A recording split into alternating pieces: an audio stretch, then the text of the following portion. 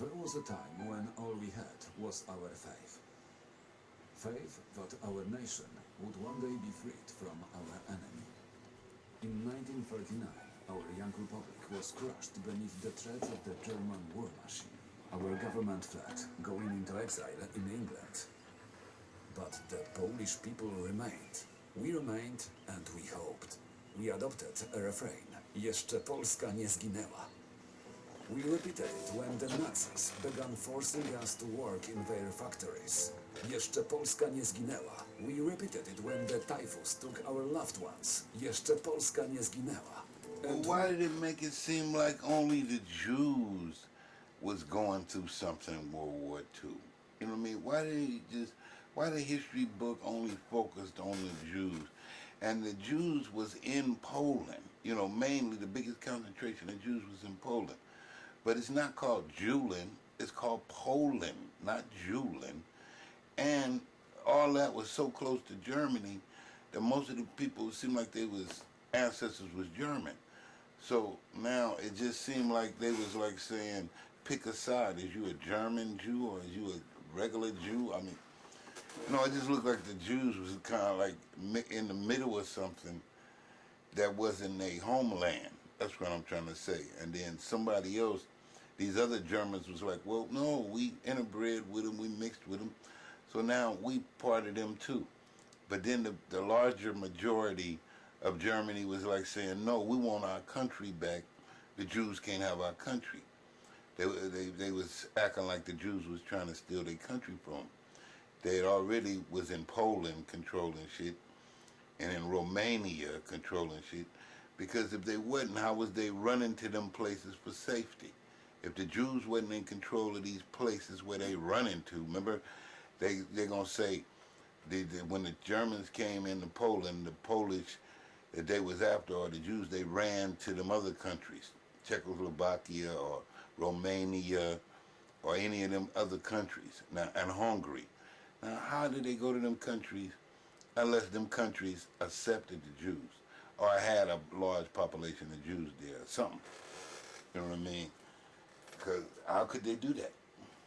It ain't called Julin, it's called Hungary. It ain't called Julin, it's called Czechoslovakia. It ain't called Julin, it's called Poland. So how did that happen? We repeated it when the Home Army called for us to rise up to fight against the Nazis in the streets, to show the world that we would liberate ourselves. Jeszcze Polska nie zginęła.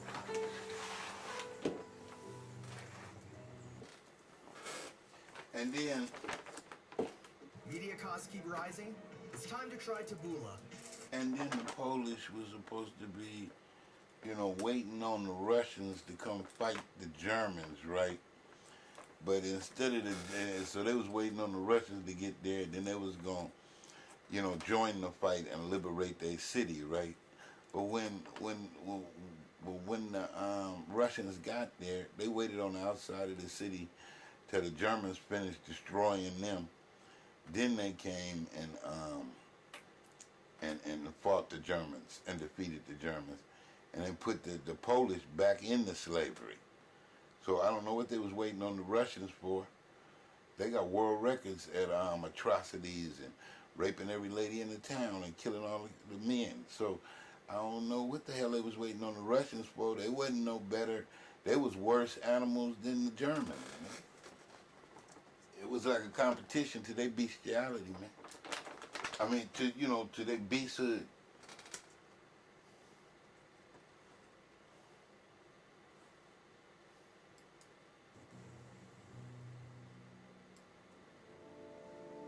Hi, I'm Griffin Johnson, the Armchair Historian. In a previous video, we discussed the invasion of Poland from the Polish perspective. Today, we will examine its aftermath. The Poles were forced to endure a determined and persistent effort to eradicate their culture and turn their nation into a country of slaves to the Third Reich, while Polish Jews... We're doing a review on Poland and life in Germany, occupied Poland, an animated version. I like the cartoon version. It kind of is like, I don't know, I just like that version better. But that's what we're doing today. in particular, faced the prospect of outright extermination.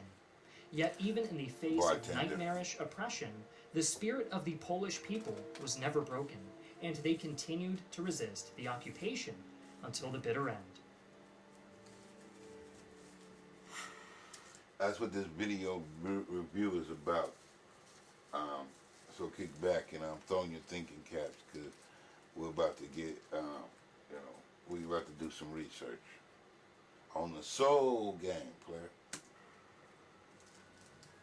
Today's sponsor is currently offering a massive giveaway of $2,000 in cash. If you want to enter the contest and unleash your inner passion for wargaming in the process, then Lords Mobile is the game for you. Lords Mobile is currently giving away $2,050 in Lord Mobile gift. On September 1st, 1939, the recently mobilized armies of Germany invaded the Republic of Poland. The defenders were rapidly pushed back by the speed and ferocity of the Germans' combined arms assault, but continued to fight bravely until the Soviet Union attacked from the east, sealing Poland's fate. On October 6th, the invasion came to a close, with only a tiny fraction of the Polish army managing to escape through Romania, along with most of the country's top government officials. These men formed a government in exile and maintained that Poland had not surrendered, despite the total occupation of their country. Unfortunately, the defiance of these men did nothing to prevent the Germans and Soviets from carving up the lands of Poland between them in accordance with a secret clause of the Molotov-Ribbentrop Pact. The Soviet Union seized the eastern half of the country, incorporating the territory into the Belarusian and Ukrainian SSRs. The Nazis directly annexed half of the remaining territory into Germany, granting a small slice to Slovakia, their client state. The rest was placed under an administration known as the General Government, staffed exclusively by German officials. Almost immediately, the General Government began to terrorize the Polish people, establishing 5 SS units known as the Einsatzgruppen to hunt down and execute potential threats to the The Einsatzgruppen, that sounds like one of them corporations that being invested in stocks and on the stock market in America nowadays.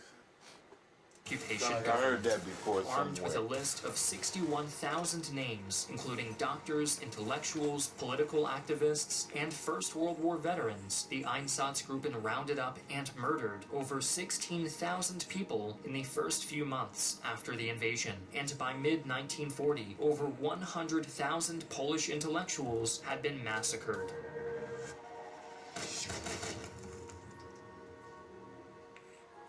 Yeah, because they gotta get rid of the culture. That's why they're going after all them people with education and with, some kind of keeping records on their culture. Because that's what they got to do, exterminate that so they could turn the next generation into robots, right? So they gotta get rid of the older culture. Sort of like what they doing everywhere they go. Those who were not executed faced eviction. Over 2 million Poles, mostly landowners, businessmen, and other wealthy individuals were They got that from Russia, though. Because remember, Russia taught China that, and they took communism to China, and they taught them in order to turn the people into robots, you got to get rid of their culture. And that's why they had that cultural revolution in China, the big leap forward, and got rid of all the intellectuals and the teachers and psychologists and anybody that had culture, writers, poets, they had to go because they could think. That's freedom of thought. They needed robots, not people who think, not people who might complain and might want to have a peace of mind or something, have any kind of peace. No, they wanted total obedience. Any kind of compromise that anybody want to compromise, they got to go. forced from their homes and relocated into slums and ghettos. Their homes were soon occupied by German settlers, encouraged by the Reich to resettle in the newly conquered Lebensraum, or living space, in the east. tens of thousands of Polish refugees fled the country, seeking asylum in Romania to the south, while many more were left displaced within Poland, having lost everything but their lives. When the dust... That's why I say Romania must have been an ally to the Jews, because that's where they ran to after they, the Russians invaded Poland. Of relocation and displacement had settled, the general government began to institute policies designed to eradicate Polish culture. All cultural institutions, from schools and museums to theaters, libraries, and newspapers, were shut down. Radio receivers were confiscated, books were burned, all Polish music was banned, and every monument or piece of Polish art the SS could get their hands on was stolen or destroyed. The Germans intended to strip away any sense of national or cultural identity from the Polish people in hopes of breaking their will to resist. Following the attack on Polish culture as a whole, the occupiers honed in on the Jewish people. In April of 1940, the Jewish citizens of Warsaw were forced to begin construction of a walled ghetto within the ruined city, where they would be forced to live. The Jewish community in Warsaw made up over 30% of its total population, but the area covered by the ghetto comprised only about 5% of the city. As a result, conditions in the ghetto were desperately cramped and unsanitary. That's why I say, why do they say it was just the Jewish Holocaust or war against the Jews when it was a war against other nationalities also? And why don't they point that out in the history books? Why they, just give reparations to the Jews? I don't understand it. That sounds like a plot to me. And then after the war was over, they had all these like Schindler List camps where certain people had their name on a list and they survived. And if your name wasn't on that list, then you might not survive. So is it a coincidence that a lot of them names were Jewish on them lists? And at the end, they went and stole Palestine and got their own country, but Poland and Hungary and all of them other ones got enslaved by the Russians. You know what I mean? And the Russians' leaderships, a lot of their top leaders were Jewish too, all the way to Stalin, all the way from the time of Stalin, when they destroyed their culture, when they assassinated the Tsar Nicholas and his wife and kids, Tsarina and the kids. So it's like, how the hell did all that happen? How the hell did the Jews get away and go get their own country, and then everybody else got enslaved in Europe, and then by the Russians? How the hell did that happen? Russia took one half of Germany, and America took the other half of Germany. And we know that America, Prescott Bush, was financing the war, was financing Hitler. So I guess Hitler must have been a puppet for the Jews too.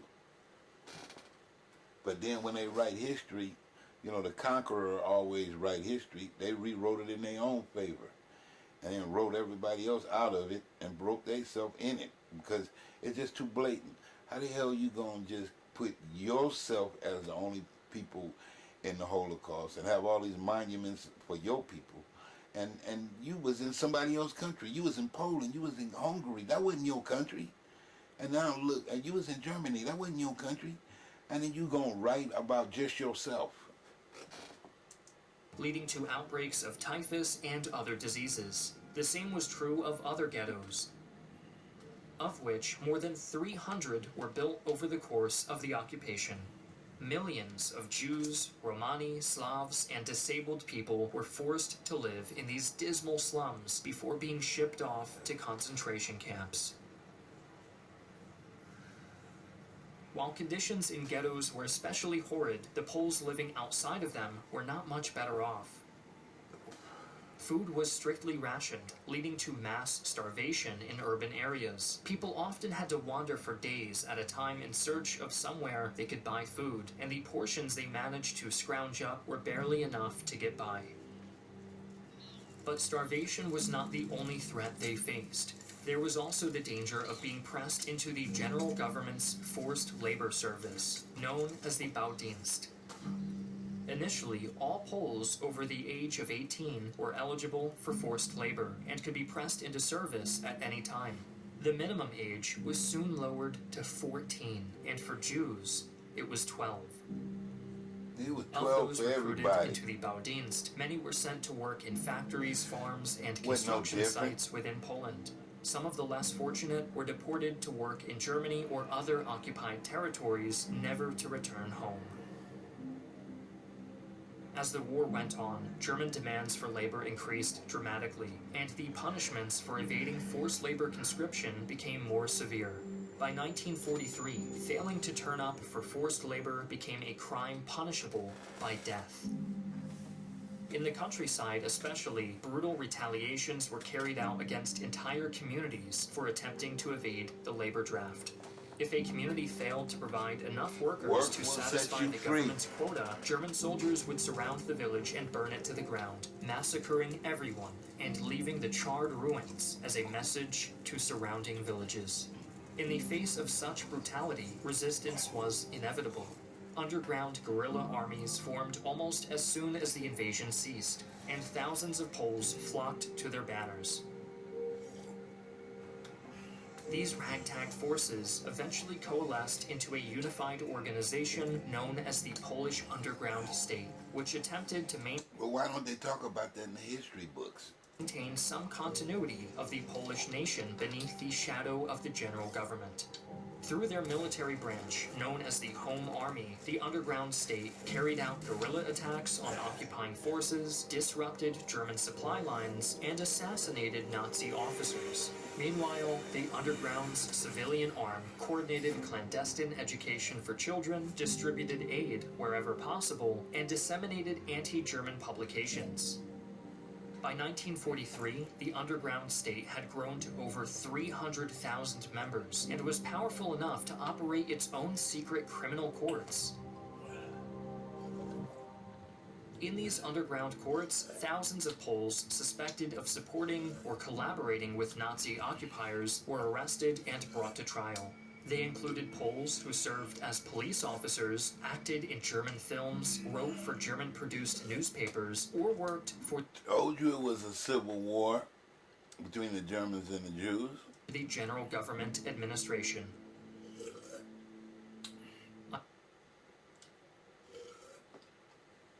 They call it a holy war. How many of us left? I just stopped by to see my daughter. Another young black male dead in his 20s due to the lack of training in the cop. They coming up. Ironically, these trials often made life harder for the Polish civilians they were meant to avenge. Poles who were removed from positions of authority within the police and administration were replaced by German officials with even less sympathy for the Polish people. Access to food became even more scarce, and police brutality became worse and worse, in spite of the underground court's intentions. The general government fought hard to suppress the underground state, responding to every major action with brutal reprisals against the Polish people. Frequently, in cities like Warsaw, the Nazis would respond to home army attacks by rounding up and executing up to 100 random civilians, leaving their bodies hanging in the streets as a grisly warning to their former neighbors. However, horrific violence inflicted by the Nazis only stiffened the resolve of the resistance movement, even among the most downtrodden of the Polish people. In the spring of 1943, when the Germans entered the Warsaw Ghetto to organize another round of deportation to the death camps, a few hundred members of the Jewish resistance fought back. Armed with grenades and small arms provided by the Home Army, the fighters killed dozens of Nazi soldiers and forced them to withdraw from the ghetto. And now all of a sudden, it's only Jews in the ghetto. But this was Poland, and they said that it was Polish people in there too. It wasn't just Jewish people. And I know that that ain't a crime to tell that. I mean, anybody should be able to see that. You know, so they should have said Both of them was fighting, not just the Jewish people. In retaliation, the SS invaded the ghetto and razed it, killing 13,000 people. Afterwards, the Warsaw concentration camp was established in the ruins of the ghetto to exterminate everyone who had remained. The aftermath of the Warsaw Ghetto Uprising left the Home Army outraged, and by that time they were large and organized enough to begin preparing for revenge. As the Soviets drove back the German army in the east, the Polish underground planned a massive uprising across the entire country, codenamed Tempest. The operation began in early January 1944, when the Red Army crossed the pre-war Polish border. Over 6,500 soldiers rose up across Poland and began fighting against the German army alongside Soviet troops. Their efforts to disrupt German defenses were largely successful, but as soon as the fighting stopped, the Poles' worst fears about their new allies were confirmed. The Soviets forcibly disarmed and arrested all Home Army soldiers they had fought beside, treating them as enemy prisoners of war. By the summer, when it had become abundantly clear that the Soviets were not their allies, the Home Army decided that the only way to ensure Poland's independence would be to liberate the capital and have the government in exile return. To this end, on August 1st, the Polish resistance in Warsaw rose up against the German occupiers, beginning the Warsaw Uprising. Somewhere between 20 and 50,000 people fought in the uprising, the vast majority of them civilians who had been pushed past the breaking point by years of brutal Nazi rule. At first, they experienced great success, seizing control of central Warsaw and sending the German garrison into retreat. The leaders of the uprising expected the rapidly advancing Red Army to take advantage of the chaos and occupy the city, but they stopped on the opposite bank of the Vistula River, barely 6 miles from these. Because they didn't come there to liberate them people. They came there to, put them, to do them like Mao Zedong did his people, put them under their own rule and dictatorship, and turn them all into robots and to erase their culture. City center. There, the Soviet forces sat back like a and vampire watched as German reinforcements arrived and began to suppress the uprising. And replace their Fighting in the culture streets with was their horrific, culture. and much The of the city was vampire destroyed culture. as the Poles fought tooth and The nail robot for culture. every inch of terrain. In an effort to demoralize the uprisers, the Germans began to massacre Polish civilians en masse. SS squads were deployed into captured neighborhoods where they proceeded house by house, murdering everyone inside and burning the bodies. Men, women, and children alike were slaughtered, and by the end of the uprising, over 150,000 Polish civilians had been killed.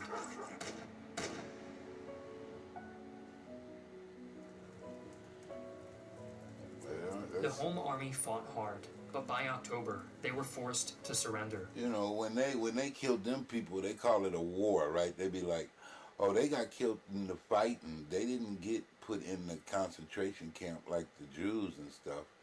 What do you mean? They did get put in the concentration camp. They just didn't go. They still got murdered. They still got killed off by the army. They just didn't go. They just fought. So they, instead of them saying they got a Holocaust, they just said, oh, they were just fighters. They were just fighting. They didn't voluntarily go to this place. Well, you know what? They didn't voluntarily go to nowhere, but they got took too. But most of them fought before they went there.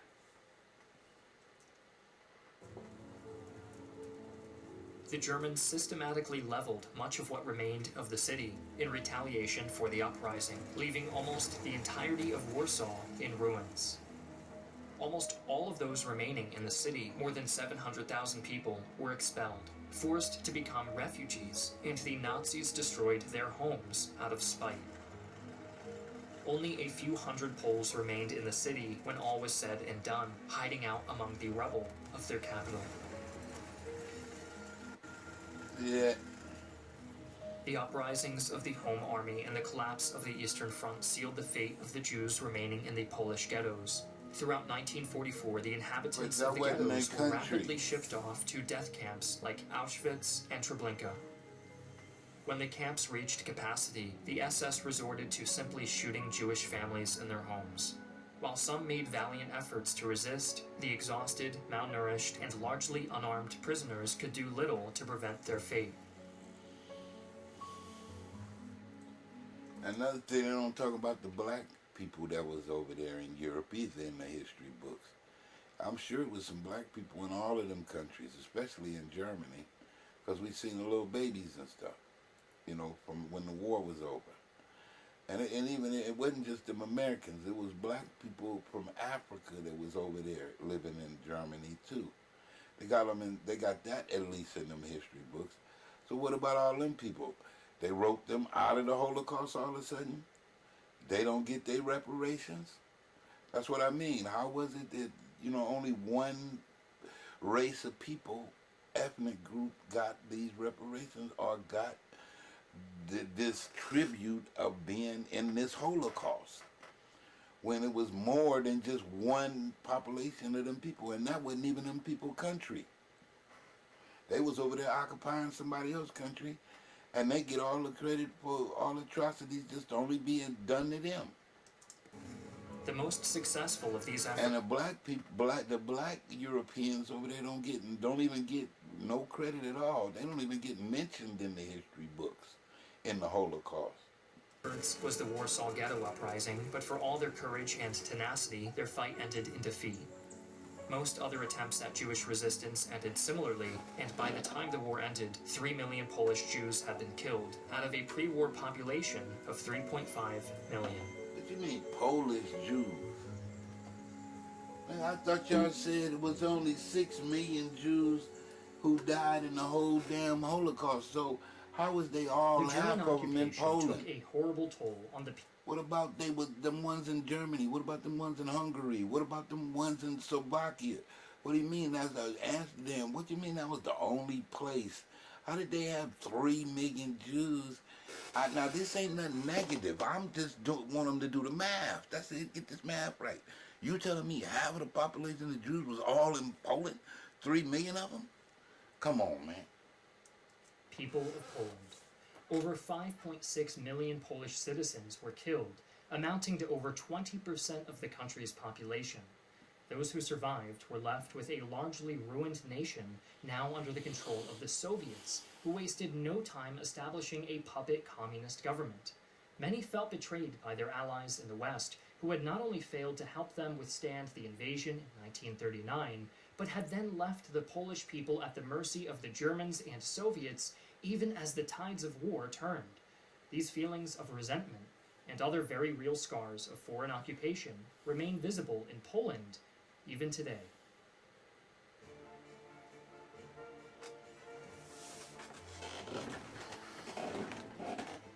That was our little review, y'all. Yeah, we'll be back again with another episode of the Soul Gang. The time machine. The time machine.